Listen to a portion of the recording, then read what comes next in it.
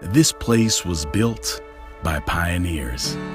People who not only founded, but personally financed the dream that is now Southern Adventist University.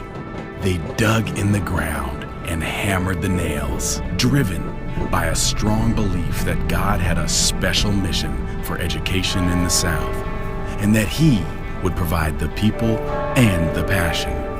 They believed mighty men and women would leave here ready to impact the church, build their communities, and change the world. They believed in our future.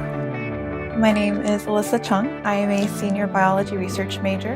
I was taking mammalogy class from Dr. Nelson, and he came into class one day and said, I have 2 research projects that I'm doing. As an undergrad myself, I was able to do undergraduate research, and it was very, very meaningful to me at the time. And I knew that I wanted to come to a place like Southern that had an emphasis in teaching, emphasis with relationships with students, but also bring research back into it, because I think it's so valuable for the students to be able to participate in research, to be able to create the knowledge that goes into the textbooks that they study. There's so many things out there ready to be discovered, and we're given that opportunity to do so. This experience that I've had in research will help me to battle cancer or neurodegenerative diseases like Alzheimer's and Parkinson's.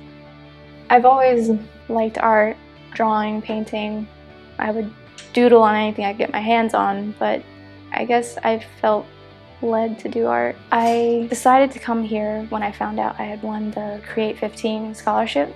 2 or 3 days after I submitted my portfolio, I just said to God, I was like, okay, if I get this, I know you want me to go to Southern. I know you want me to do art. And I got it.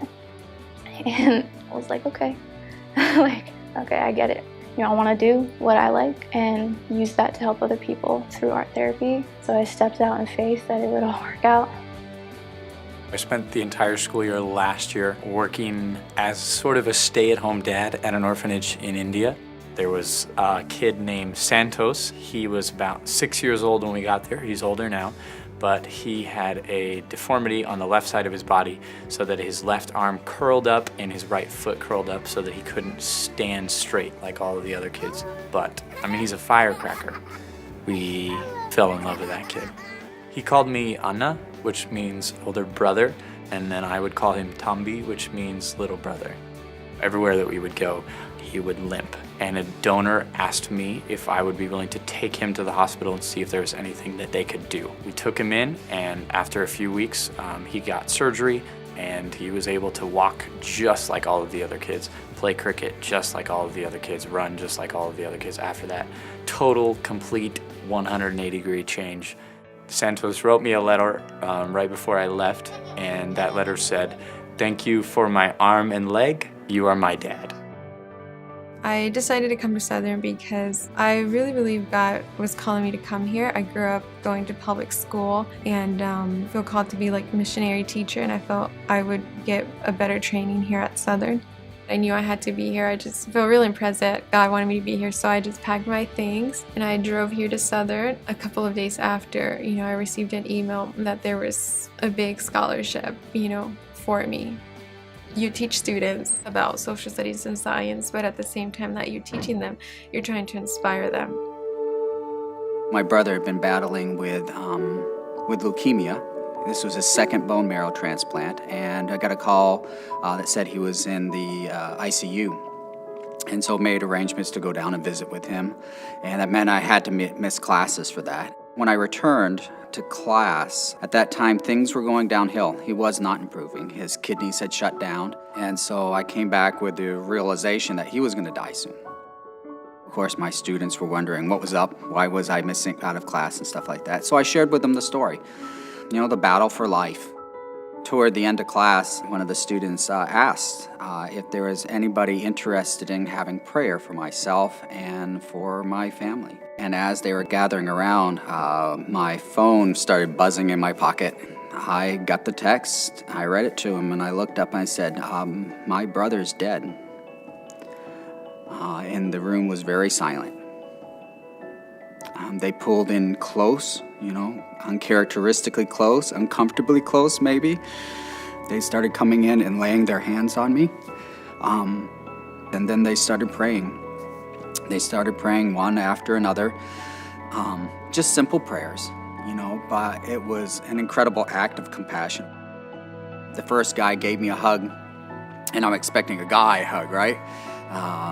But he wouldn't let me go. He hung on.